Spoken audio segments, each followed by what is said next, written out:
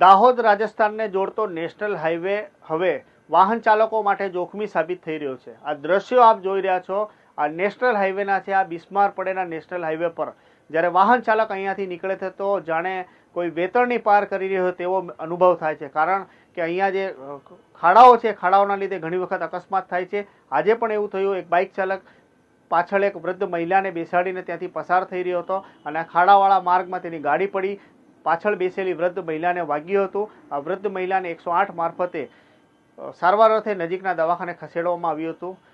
National highway ઓથોરિટીની જવાબદારી હોય છે કે સારી ગુણવત્તાવાળો રોડ આપે, કારણ કે તે આ રોડનો ટોલ ઉઘરાવે છે।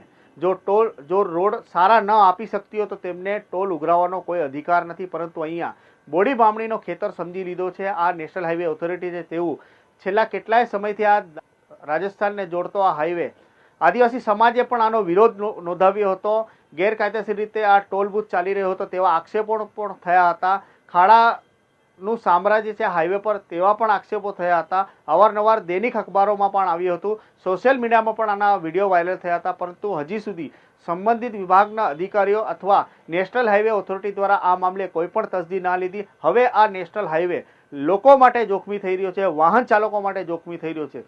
કાલ ઉઠીને કોઈ વાહન ચાલક જોડે કોઈ અકસ્માત સર્જાય અને કોઈનું જીવને માથે આવી જાય તો આની જવાબદારી કોની ગણવી? નેશનલ હાઈવે ઓથોરિટીની ગણવાની, ટોલ બૂથની ગણવાની, કે આ તમામ બાબતોને નજરઅંદાજ કરનાર જવાબદાર અધિકારીઓની ગણવાની? આ એક મોટો પ્રશ્ન ખાસ કરીને આદિવાસી સમાજમાં, આદિવાસી બાહુલ્ય ધરાવતા ટ્રાઇબલ વિસ્તારમાં બની રહ્યો છે, કારણ કે ભોગ બનનાર જનતા પણ અહીંની સ્થાનિક આદિવાસી જ છે। એટલે આ નેશનલ હાઈવે પર આગામી સમયમાં ક્યારે ખાડા પૂરાશે તે લોકો રાહ જોઈ રહ્યા છે, અને આવા ખાડા ખપચાવાળા રોડમાં નેશનલ હાઈવે ઓથોરિટીનો કાન આંબળે તેવા સત્તાધીશોની હવે તાતી જરૂર છે। અને જો નેશનલ હાઈવે ઓથોરિટી આ રોડને સારું ન બનાવી શકતી હોય તો તેને ટોલ ઉઘરાવવાનો પણ કોઈ પણ પ્રકારનો રાઇટ નથી, તે નરી આંખે દેખાય છે।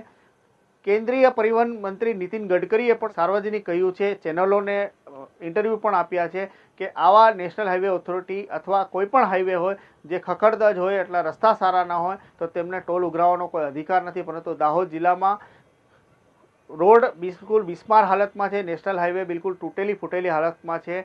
ખાસ કરીને બાયપાસ પર 200 ઉપરાંત વધારે ખાડાઓ છે, તેમ છતાંય ટોલ ઓથોરિટી ટોલ ઉઘરાવી રહી છે। સંબંધિતો હવે આ મામલે યોગ્ય ઘટતું કરે તેવી માંગણી અને લાગણી દાહોદવાસીઓમાં ફેલાવા પામી છે।